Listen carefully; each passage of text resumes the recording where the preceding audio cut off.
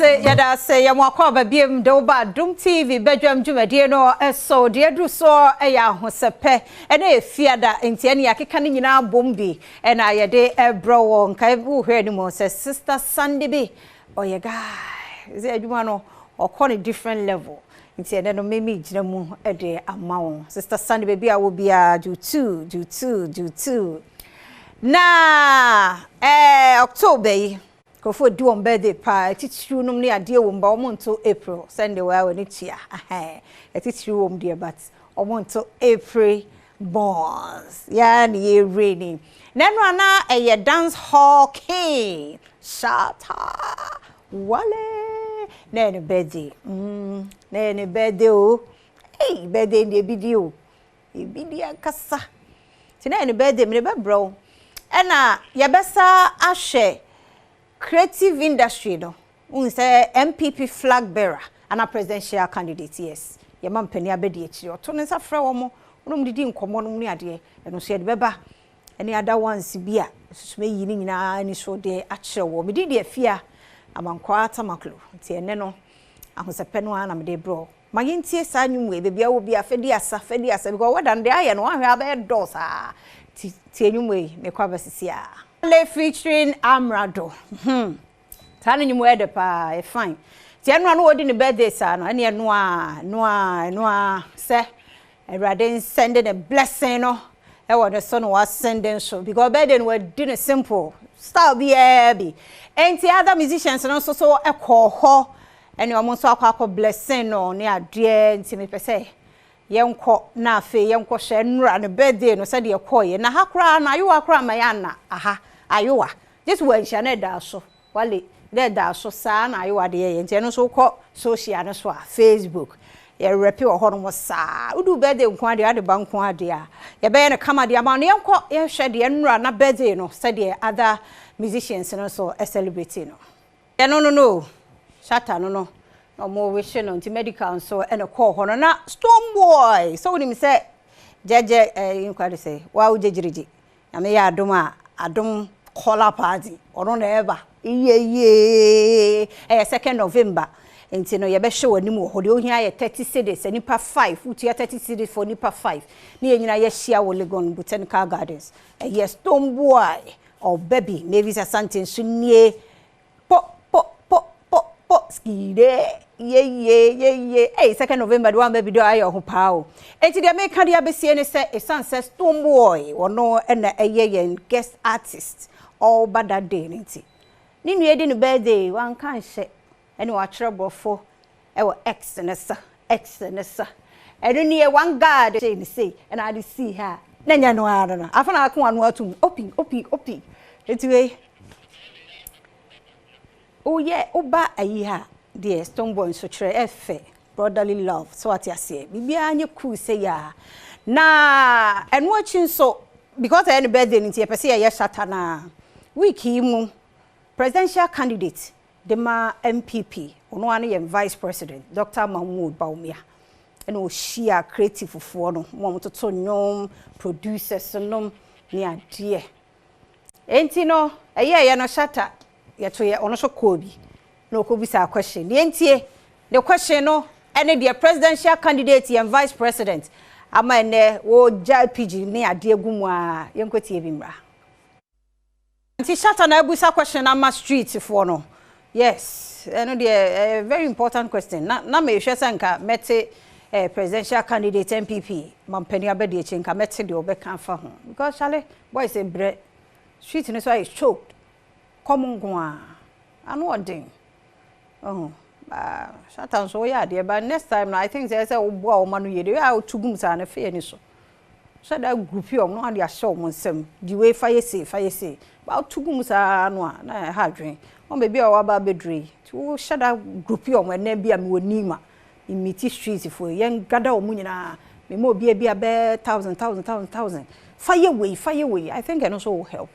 But o question no dey very solid point me hwe ni mo say the bia no the oba be mampani no obetumi address because street no so I bebre do we ya tutubotom nko obe use si amani anawa circle ho onu be wie nti no na mama free shatter mesa ba shatter so biem because a month say celebrating no what you say enti mama call when the show ono so na fans na show say the why e so much pressure my you cause we hwe na we 1000 no to mo mo sa nti we share afia na afia ni 1000 cause afia eches so nya sa ti mo man reflect what yes size say be ne nam street na so yes we tu agum ni ade a nti say challenge na I huge friends say when the she ono so akohia no fans no yenko hwe bi mrazisia ese no a na yes say be sunny say the sunny de be sunny ti shata no ya say be bia SM for life ti monyimu tu me hu say ayi ukrom no kwade say ya asiwa na say uzufi asiwa na say asi akwade hie dum say shata fan o sa so eni jere ho keke sa na tie na social no so agro okoso so na ye keka so ba de no matter the age ye de ne che wa de age wate je no ba nyini na nche ye hia ne so wabu ne sabako kai ube the next minute abehun be no gunan fe prom ye nyame abode fe keke ti ye che wo ba je oba no matter the oba nsa de tie je ye no say jai ya ba fufuri famu ye he ene de obi aya na obi me ni na si ade me che o gran ka onye tino fane ye ni ye lumba nyumwe ye me dama e mon kontin hwe ni okono no te se mi ya so hwe mi ame te se onu o baby ani ti wa hu nipa wutu se nipa we e yo taste baby ana ni mo nenye ani mo e store fane dress no sere nkun papa shata de papa tare hu se fit no eno ano no an wo fane we e wo store nti no ya che obi apia je na ye na NC2 na eno we de ba besi DJ Switch video bi ni nama na nkrofo say ono no mka say na kro we ya na ne sia wa ye promo ye training ni ade na say me say enyo ono but nkrofo say ono ade ye hwe video ne mra to eji se Badwam pe ye duadua mu a yakohu girl kro no nye DJ Switch da bi nye ono a yakohu girl kro no girl na wo too pressure ene be heze PR ade akonya ehwe me ma ne to nti ye hwe ge ni ata dan wo kwa ya artificial no de bia na wo twa plane ticket ni ada bi ye wo natural na fama won sa